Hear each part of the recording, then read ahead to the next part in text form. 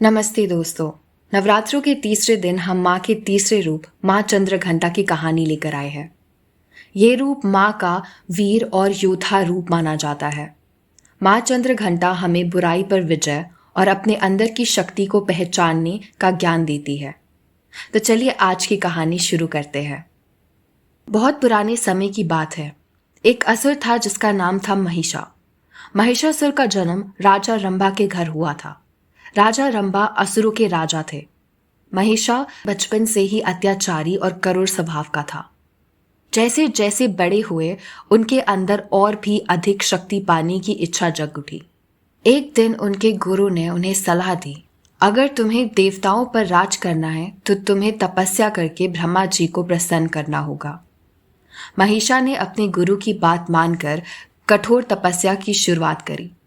घने जंगल में बिना खाए पिए दिन रात एक करके उन्हें ब्रह्मा जी को बुलाया।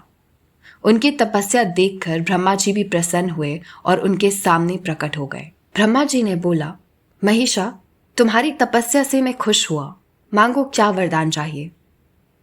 महिषा चालाक था। उसने कहा, मुझे ऐसा वरदान दीजिए कि ना कोई देव, ना मनुष्य और ना ही कोई असुर मुझे मार सके।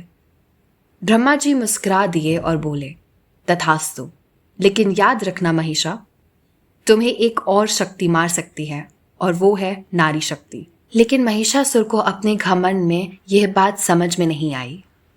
वरदान मिलते ही महिषासुर और भी अत्याचारी हो गया। लोगों को सताने लगा। देवराज इंद्र को उनके सिंहासन से निकालकर स्वर्ग पर वास करने लग गया। सभी देव परेशान होकर त्रिदेव के पास गए।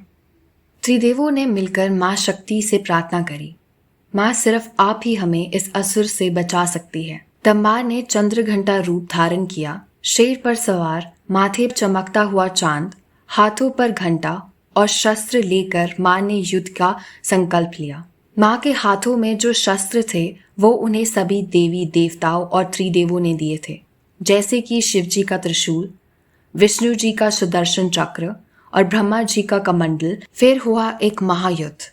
महाचंद्रघंटा की घंटियों की ध्वनि से महिषासुर और उसके असुरी सेना कांप उठी। और जब माँ चंद्रघंटा के विशाल रूप महिषासुर ने देखा तो वह खुद ही समझ गया कि उसका अंत निकट है और उसे ब्रह्मा जी की बात याद आई। अंत में अपने शस्त्र से माँ ने महिषासुर और उसकी असुरी सेना का अंत कर दिया। इसी तरह माँ ने देवताओं को उनका राज्य वापस दिलाया। माँ चंद्रघंटा की उपासना से मनुष्य को बुराई पर विजय और अपने अंदर की शक्ति को पहचानने का ज्ञान मिलता है। उनके घंटे बुराई को डर और सत्य को शक्ति देती है। तो दोस्तों, माँ चंद्रघंटा की ये कहानी हमें ये सिखाता है कि नारी शक्ति को कभी कमजोर ना समझे।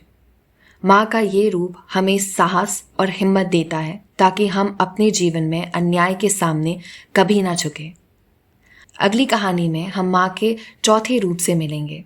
तब तक के लिए जय माता दी।